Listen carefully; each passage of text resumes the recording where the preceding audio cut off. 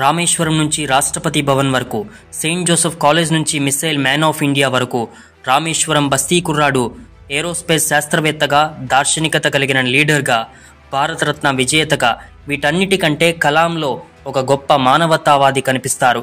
కలాం మనిషిని ఎరిగిన మహర్షి. అతిపెద్ద ప్రజాస్వామ్య దేశానికి అధ్యక్షుడిగా ఉన్న సమయంలో కూడా ఆయన రామేశ్వరం నాటి కలాంగానే కనిపిస్తారు. ఇంత బలమైన వ్యక్తిత్వం కలాంకు ఎక్కడి నుంచి వచ్చింది? ఒక బ్రహ్మచారి, ఒక సైంటిస్ట్ రాష్ట్రపతి అయ్యాక ఆ పదవికే గౌరవాన్ని తెచ్చారు. కలాం పదవిలో ఉన్నంత వరకు ప్రెసిడెంట్ అంటే రబ్బర్ స్టాంపు అన్న పదాన్ని చెరిపివేశారు. ఒక వ్యక్తికి కుటుంబం ఉంటే అది ఆ వ్యక్తిలో ఆశలను పెంచుతుంది. ఆ ఆశ అవినీతి వైపు అడుగులు వేయిస్తుంది. అందుకే తను ఆజన్మ బ్రహ్మచారిని అంటారు కలాం. తనను ప్రెసిడెంట్ సీట్లో కూర్చోబెట్టిన పార్టీ కూడా అనుకూలంగా వ్యవహరించలేదు. గవర్నమెంట్ పంపిన ప్రతి ఫైల్ పైన గుడ్డిగా సంతకం పెట్టలేదు కలాం. రాష్ట్రపతి భవన్ను ప్రజలకు చేరువ చేసిన అరుదైన మహర్షి కలాం. ఆయన కుటుంబ సభ్యులు ఎవరూ ఒక్కసారి కూడా రాష్ట్రపతి భవన్కు రాలేదు అంటే కలాం వ్యక్తిత్వం ఏమిటో అర్థమవుతోంది. బ్రిటన్ లాంటి అగ్రదేశాలు కూడా తమ శాటిలైట్లను మన పిఎస్ఎల్వి రాకెట్లతో పైకి పంపిస్తున్నాయి అంటే దానికి కారణం కలామే. దేశ రక్షణకు క్షిపణి వ్యవస్థ రూపకల్పనలోనూ కలాం కనిపిస్తారు. కలాం అక్టోబర్ 15, 1931లో తమిళనాడు రాష్ట్రంలో రామేశ్వరంలో ఒక తమిళ ఉమ్మడి ముస్లిం కుటుంబంలో జన్మించారు. కలాం పూర్తి పేరు ఔల్ ఫకీర్ జైనులబ్దీన్ అబ్దుల్ కలాం. కలాం చిన్నతనమంతా తండ్రి జైనులబ్దీన్, మరో 3 స్నేహితులతో గడిచిపోయింది. కలాంకు చిన్ననాటి నుంచి స్నేహితులంటే చాలా ఇష్టం. తన వయసుకు మించిన వారితో స్నేహం చేసేవాడు. అందులో సంశుద్దీన్ అనే పేపర్ బాయ్తో కలాంకు మంచి స్నేహం కుదిరింది. ఈ స్నేహితుడి ద్వారా ప్రపంచంలో జరిగే వార్తాంశాలను తెలుసుకునేవాడు. సముద్ర కొంగలు ఎగరడం చూస్తూ పెరిగిన కలాంకు వాటిలా ఆకాశంలో ఎగరాలనే కోరిక బలంగా ఉండేది.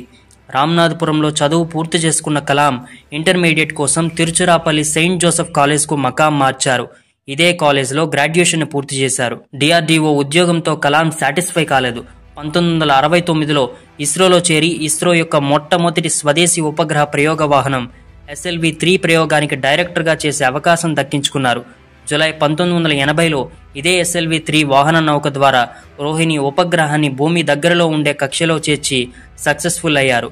ఇస్రోలో పనిచేయడం తన జీవితంలో అతిపెద్ద విజయాల్లో ఒకటిగా కలాం చెబుతూ ఉంటారు. రోహిణి 1 ఉపగ్రహాన్ని అంతరిక్షంలోకి పంపడం ద్వారా ఇస్రో చరిత్రలో అత్యంత అరుదైన మైలురాయిని రిజిస్టర్ చేసి భారతదేశ మిస్సైల్ మ్యాన్ గా కీర్తించబడ్డారు. ఈ సమయంలో జరిపిన పోఖ్రాన్ అణుపరీక్షలలో కలాం కీలక రాజకీయ, సాంకేతిక పాత్రను వ్యవహరించారు. కలాం కృషి ఫలితంగానే 1998లో పోఖ్రాన్ 2 అణుపరీక్షలు విజయవంతమయ్యాయి.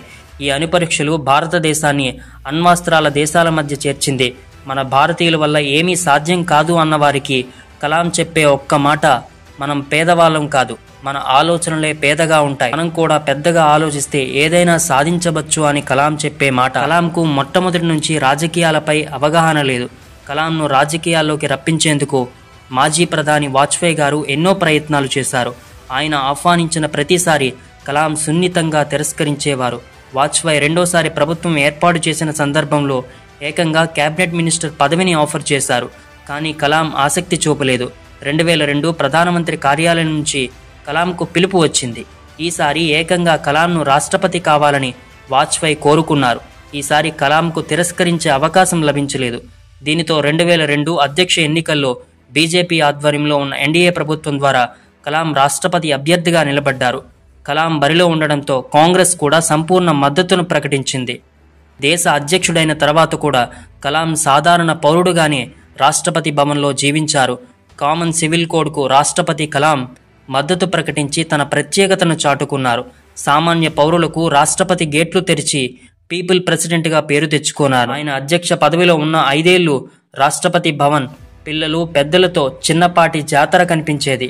రాష్ట్రపతి కలాం చూపించిన హుందాతనం ప్రతి భారతీయుడి మనసులో చెరగని ముద్ర వేసింది. కలాంకు రెండోసారి భారత అధ్యక్షుడిగా ఉండే అవకాశం దక్కినా తనకు ఎంతో ఇష్టమైన టీచింగ్ వృత్తి కోసం ఆ అవకాశాన్ని వదులుకున్నారు. కలాం చనిపోయే వరకు అతి సాధారణమైన జీవితాన్ని గడిపారు. ఆయన ఏ రోజు హోదాను ప్రదర్శించలేదు. రామేశ్వరంలో తండ్రి దగ్గర నేర్చుకున్న విలువలకు జీవితాంతం కట్టుబడి ఉన్నారు. బతికున్నంత కాలం ప్రకృతి కోసం, సైన్స్ కోసం, దేశం కోసం ఆలోచించారు. భారతదేశ రక్షణ, క్షిపణి వ్యవస్థను బలోపేతం చేసేందుకు ఎంతగా కృషి చేశారో దేశ యువతలో ఆత్మవిశ్వాసం నింపేందుకు అంతే మనసు పెట్టారు. గాంధీజీ జీవితానికి కలాం జీవితానికి చాలా దగ్గర సంబంధం ఉంటుంది.